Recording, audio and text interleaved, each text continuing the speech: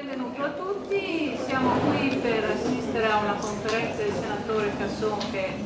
non c'è bisogno di presentare, sull'argomento della Costituzione, diritti fondamentali e tutela del cittadino. Questo incontro è stato organizzato dall'ANPI, Associazione Nazionale Partigiani Italiani, in collaborazione con la SOMS. Passo immediatamente la parola al Presidente, il signor Beggio, che presenterà le motivazioni di questa. Per chi non mi conosce, sono Maurizio Beggio e sono Presidente della locale Associazione ANPI, Associazione Nazionale Partigiani d'Italia, qua di Mogliano. Questa serata nasce da una collaborazione, diciamo così, che parte da molto lontano, ma che si è esternata in questo periodo, soprattutto con le celebrazioni del 25 aprile che sono state fatte assieme alla SOMS di Mogliano.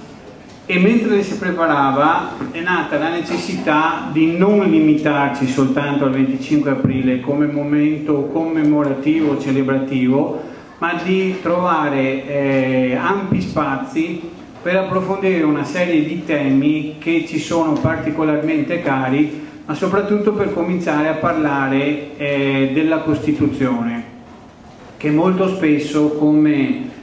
magna carta così definita del nostro paese è sufficientemente sconosciuta. Penso che molti di voi, mi viene in mente mentre vi sto parlando, abbiano visto quel famoso programma delle Iene che molto spesso viene citato, in cui i tre intervistatori fuori delle porte di Montecitorio chiedevano ai nostri politici se conoscessero qualche articolo della Costituzione. E chi ancora si ricorda, direi che il disastro è stato quasi totale, rimarcando la non conoscenza di un elemento importantissimo, anzi della base del nostro vivere civile. Tra le altre cose, lo stesso statuto dell'ANPI all'articolo 1, al paragrafo L, recita così: tra gli scopi dell'associazione c'è anche quello di concorrere alla piena attuazione nelle leggi e nel costume della Costituzione italiana, frutto della guerra di liberazione, in assoluta fedeltà allo spirito che ne ha dettato gli articoli. Credo che tutti noi stiamo rilevando come in questo periodo la nostra Costituzione sta subendo degli attacchi concentrici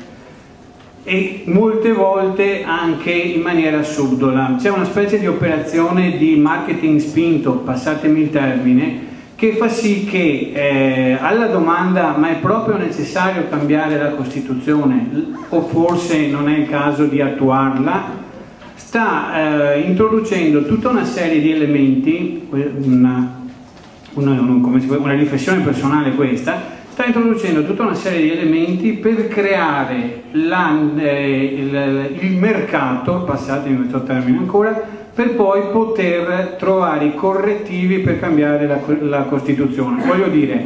se qualcuno si alza la mattina e dice che la Costituzione è comunista, termine quest'ultimo usato molto spesso per offendere gli avversari politici, credo che ci possa stare che la controparte, l'altra parte si arrabbi. Ma se si dice che la nostra Costituzione è bolscevica, si sfuma un po' questo concetto, però se ne introduce uno ancora altrettanto forte che mette in moto il meccanismo che, accanto poi al fatto che uffa, qua non mi lasciano governare, uno dice no, accidenti, in questo paese bisogna governare, e quindi dal mio punto di vista si introducono elementi che possono produrre cambiamenti anche epocali della Costituzione stessa, e quando sono fatti dopo sono magari troppo tardi per porci rimedio.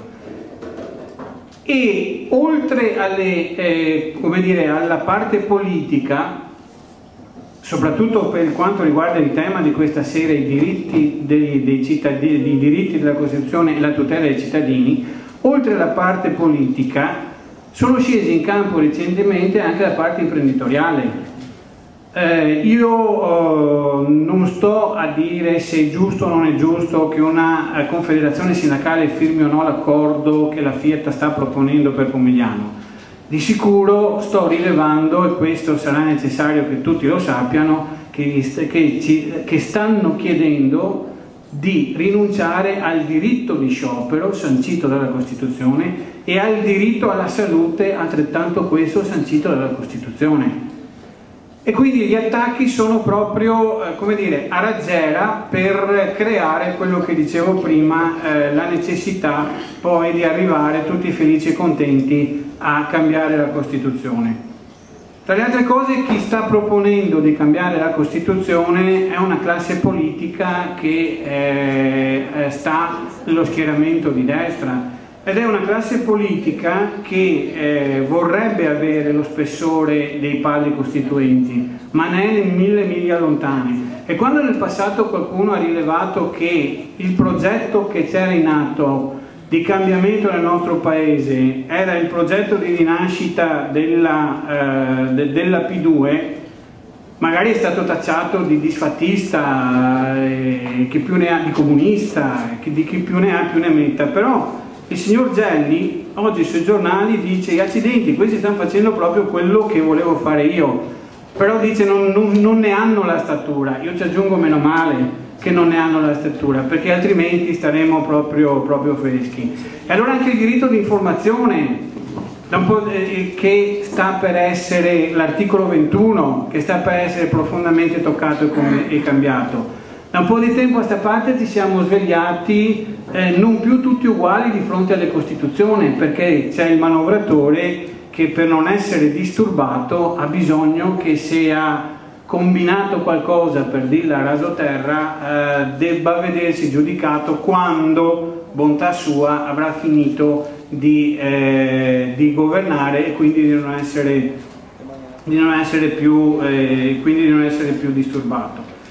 In discussione in questi giorni c'è l'articolo 41, proprio leggevo oggi su internet che è in discussione alla Camera, l'articolo 41, quello sulla libertà di impresa, e dell'articolo 118 che è quello che sostanzialmente indica chi dovrebbero essere i controllori del fatto che anche l'impresa deve avere un'etica nel nostro paese.